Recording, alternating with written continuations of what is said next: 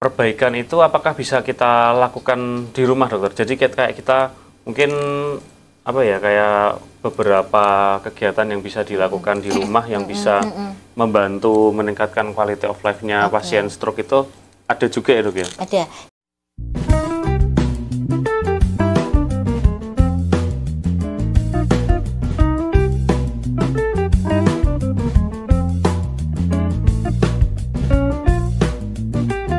Oke, selamat siang teman-teman Hermina Talks. Pada kesempatan siang ini, saya Dr. Adrianus, dokter umum Hermina Solo bersama dengan Dr. Yeti, spesialis saraf, konsultan neurorestorasi, neuroengineering. Dan pada siang hari ini, kami akan membahas beberapa topik dan beberapa hal yang menarik berkaitan dengan stroke secara umum dan juga rehabilitasi pasca stroke. Kalau di Hermina Solo sendiri terkait neurorestorasi ini memang bisa dilakukan ya, dok ya, apa namanya, untuk pasien-pasien stroke itu aja, dok? Bisa sih, bisa banget dilakukan neurorestorasi. Kalau di sini memang harus kerjasama dengan teman sejawat yang lain ya, rehabilitasi ya. Dan itu terapi standarnya. Terapi standar kan tadi okupasi terapi, jadi latihan untuk memulihkan kekuatan, speech terapi itu kan, latihan untuk melatih pembicaraan, itu namanya terapi dasarnya. Tapi sekarang dengan kemajuan teknologi, banyak modalitas yang kita gunakan tadi, bisa TMS, TDCS, VR pun bisa, PCI. Sekarang perkembangannya ke arah artificial intelligence ini juga dikembangkan. Sangat maju ya. Robot ya. Kalau misalnya terapi dasar yang latih itu kan manusia. Kadang target kita agak sulit menyesuaikan kekuatan setiap orang ya. Oh, dia penilaian gitu loh. Oh, dia melatihnya sekian. Tapi kalau sekarang menggunakan robot, jadi misalnya dia hemiplegi, dia memakai robot, jadi melatih kayak robot, ini gerak sendiri. Bisa ikut membantu gerak ya, dok ya. Berarti kolaborasinya udah nggak sama teman sejawat lagi, tapi sama ini ya, teknologi. Sekarang ya, kita modalitasnya menggunakan teknologi. Mau nggak mau ya memang harus. Ada sekarang terapi balance terapi itu juga kayak permainan. Jadi kan beberapa pasien stroke tapi yang terkena kan cerebellum, jadi dia biliar, gangguan keseimbangannya itu menggunakan kayak permainan yang di itu loh, di mall gitu loh, nginjak itu. Oh, berapa tuh nilainya, itu kita bisa nilai di situ, tapi dengan program tersendiri. Berarti istilahnya neurorestorasi ya memang sangat dekat dengan teknologi ya, semakin maju lagi ya, dok ya ini. Tapi kalau misalnya kita belum punya, tetap bisa kita lakukan. Di Hermina Solo ada ya, dok ya? Pasti ada ya, dok ya? Kita tetap menggunakan terapi dasar. Itu malah terapi definitif.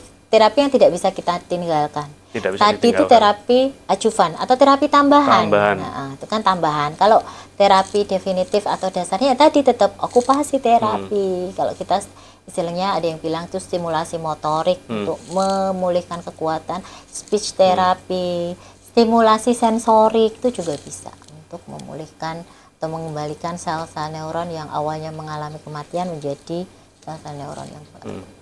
Oke, dokter, mungkin ada pertanyaan lagi, dokter. Ini kalau perbaikan itu apakah bisa kita lakukan di rumah, dokter? Jadi kayak kita mungkin kayak beberapa kegiatan yang bisa dilakukan di rumah yang bisa membantu meningkatkan quality of life-nya pasien stroke itu ada juga ya, dok ya? Ada. Jadi kan kalau pasien stroke itu kita lihat dulu kan gangguannya di mana, kelemahan, gangguan menelan, gangguan bicara. Pasiennya sudah bisa duduk belum? Misalnya pulang belum bisa duduk, ya kekuatan panggulnya belum ada kan? Atau dia sudah bisa duduk ya tapi belum bisa berjalan. Ya kita lihat per kasus sih, dok, lihat per kasus. Kalau misalkan pasiennya di rumah masih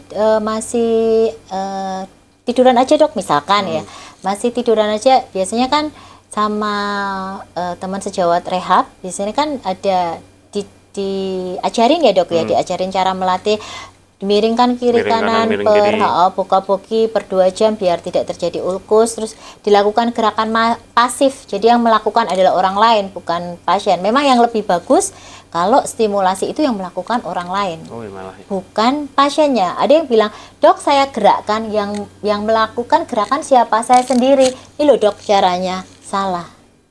Jadi kalau dia melakukan sendiri, kan sebenarnya yang kerjakan tangan dia yang sehat. Nah, kalau jadi kalau tangan yang sehat ya nggak ada efeknya kan, otak yang sehat kan. Tapi kalau orang lain yang melakukan stimulasi,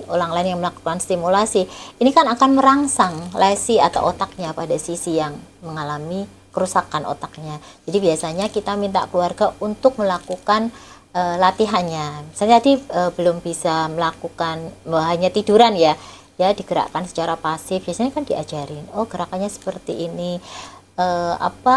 Sehari berapa kali, bisa 2-3 kali. Kalau pasiennya sudah capek ya sudah, karena kalau dipaksakan kan nanti tensinya naik, gulanya naik. Jadi dilihat per pasien aja. Misalnya 15-20 menit sudah capek ya hentikan, nanti diulang lagi. Kalau misalkan ini setiap ada fisioterapi dok ke rumah, seminggu berapa kali? Oh cuma 2 atau 3 kali. Padahal itu harus dilakukan setiap hari ya. Itu kan keluarga, jadi benar-benar kerja sama keluarga itu diperlukan. Kecuali kalau pasiennya ada caregiver ya, kayak perawatnya, setiap hari babysitternya istilah, yang setiap hari bisa melakukan ya enggak apa-apa. Biasanya tidak diedukasi kan, diajarin caregivernya. Tapi kalau misalnya keluarga ya kita harus mengajarin keluarga bagaimana cara melatih biar motoriknya membaik, melatih biar bicaranya normal.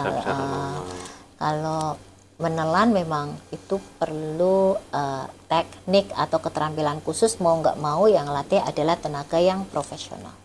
Tidak bisa langsung kalau sudah bisa monggo yang melakukan keluarga, tapi kalau belum jangan sekali-kali melakukan sendiri, karena kalau aspirasi takutnya tersedak ya dok ya, kalau misal kan belum terlalu paham.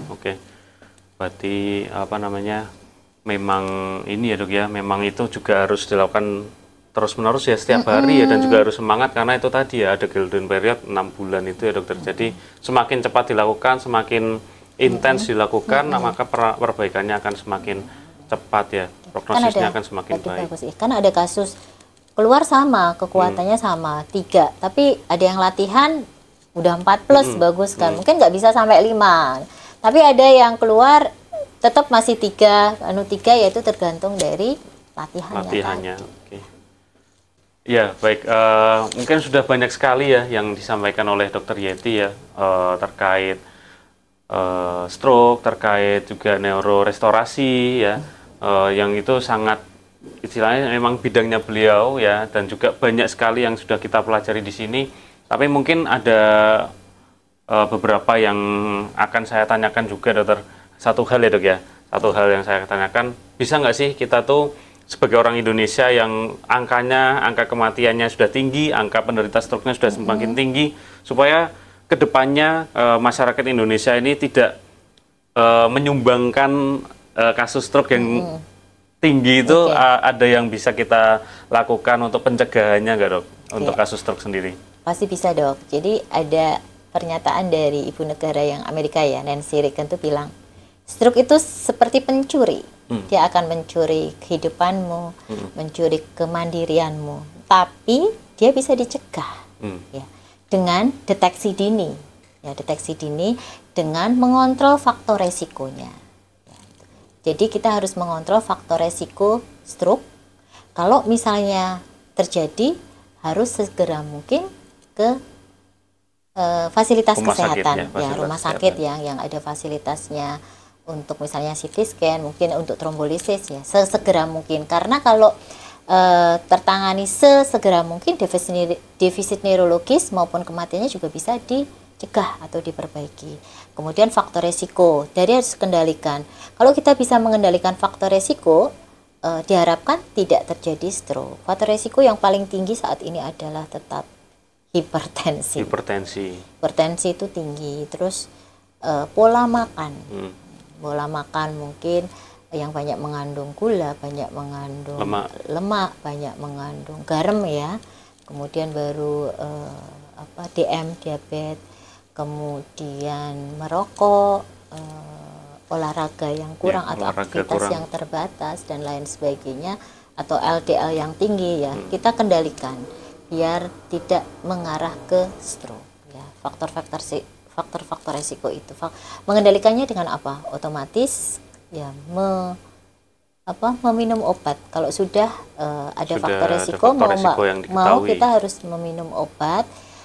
Oh, minum obat, dok, apa itu, saya takut ginjal atau itu banyak banget tuh dok yang yang beredar di masyarakat seperti itu kan ya dok. Obat kronik ya, obat kronik itu pasti, udahlah diteliti aman. jauh banget udah.